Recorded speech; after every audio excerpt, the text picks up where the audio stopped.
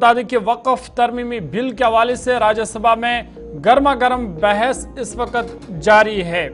कई इल्जामात अपोजिशन की तरफ से लगाए जा रहे हैं, वहीं जो हिज़्ब इक़्तिदार पार्टी है उनकी तरफ से कहा जा रहा है कि जो अपोजिशन है वो लोगों को गुमराह कर रहे हैं इस हवाले से, और बड़े पैमाने पर इस वक्त जो है वक्फ तरमीमी बिल पर राज्यसभा में बहस जारी है। आपको बता दें कि कल इस बिल को लोकसभा ने मंजूर किया था, निस्फ रात इस बिल को मंजूर किया गया था, और आज भी इम्कान जाहिर किया जा रहा है कि आज भी तकरीबन आधी रात तक राज्यसभा में भी ये बहस जारी रहेगी और फिर इस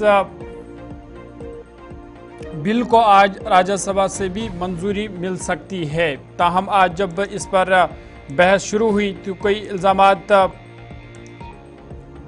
हिज़्ब इक़्तिदार यानी भारतीय जनता पार्टी पर लगाए गए, और जिसका भारतीय जनता पार्टी के अरकान ने दिफा भी किया। इस मौका पर कपिल सिब्बल कांग्रेस पार्टी के लीडर और सीनियर वकील है, उन्होंने भी कई सवालात उठाए। हिंदू के विरासत के हक़ पर भी उन्होंने सवाल उठाए। इमरान प्रतापगढ़ी कांग्रेस पार्टी के लीडर है, उन्होंने कहा कि ये मुसलमानों की इबादत गाह हैं, हम इनमें इबादत करते हैं, हमारी इबादत गाहों को हमसे मत छीनिए। साथ ही साथ संजय राउत ने भी आज अब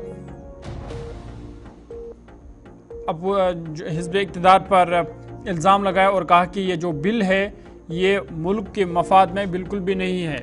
आपको बता दें कि हिज़्ब इख्तिलाफ के कई मेंबरान ने अगरचे वक़्फ़ की मौजूदा कानून जिसे लोकसभा में पास किया गया इस पर एतराज़ भी किया, तमाम सरकार ने इस पर अपना मौक़िफ़ साफ करते हुए कहा कि ये वक़्फ़ मुसलमानों की फलाह के लिए बनाया गया है।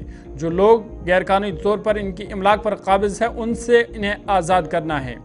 आपको याद होगा कि कल 12 घंटे के बहस के बाद लोकसभा से इस बिल को मंजूरी मिल गई थी और आज राज्यसभा में फ़िलहाल बहस जारी है। राज्यसभा से भी जब ये बिल मंजूर होगी तो उसके बाद ये सदर के पास जाएगी और फिर ये बिल एक कानून की शक्ल जो है वो इख्तियार करेगी। आज जब राज्यसभा में इस पर बहस चल रही थी तो अपोजिशन की तरफ से कई सवाल और कई इल्ज़ामात भारतीय जनता पार्टी पर लगाए गए और कहा कि ये अक़लियती तबके पर बराह रास्त हमला है। सीनियर वकील और कांग्रेस पार्टी के सीनियर लीडर कपिल सिब्बल ने भी आज कई सवालात राज्यसभा में उठाए और उन्होंने हिंदू के विरासत के हक पर भी सवाल उठाए हैं। कपिल सिब्बल ने क्या कुछ कहा वो आपको सुनाते हैं।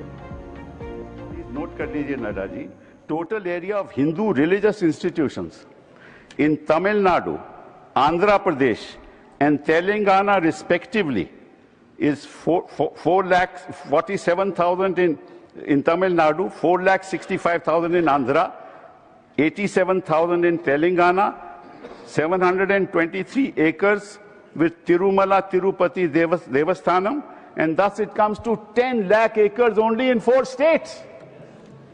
And आप कहते हैं कि देखिए औकाफ में 8 लाख एकड़ है। अरे भैया, आपके हिंदू टेम्पल्स में भी इतनी संपत्ति है, वहां आप क्या कर रहे हो? बाकी स्टेट्स में देखो ना। अच्छा, और ये नहीं कि हर धर्म में सुधार नहीं होना चाहिए, उतार होना चाहिए, मैं आपके साथ सहमत हूं। हिंदू धर्म में भी सुधार लाना चाहिए, लाना चाहिए ना, हिंदू धर्म भी सुधार लाना चाहिए। अंडर हिंदू धर्म, एक मिनट, हिंदू धर्म, मैंने आज तक किसी को टोका नहीं, मैं केवल छोटी सी बात रख रहा हूं आपके सामने। हिंदू धर्म में भी सुधार होना चाहिए। अब हिंदू धर्म के अंतर्गत अगर कोई सेल्फ एक्वायर्ड प्रॉपर्टी हो तो वह अपने बेटों को दे सकता है, बेटी को नहीं दे सकता। कहता है मैं नहीं दूंगा अपनी बेटी को। इस्लाम में भी है कि भाई को ज्यादा मिलेगा और बेटी को कम मिलेगा, इस्लाम में भी यह है। वहां वक्त से द्वारा सुधार हो सकता है, यहां कोई सुधार नहीं हो सकता।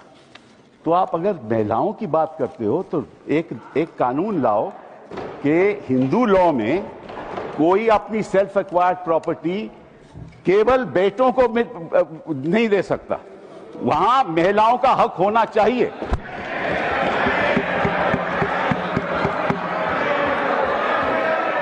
और आप हमें ये आश्वासन दो,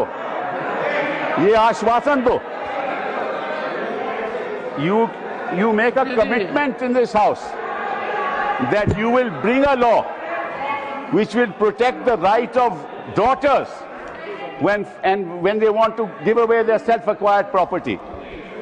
दूसरी बात, साफ तौर पर कहा कि हिंदू के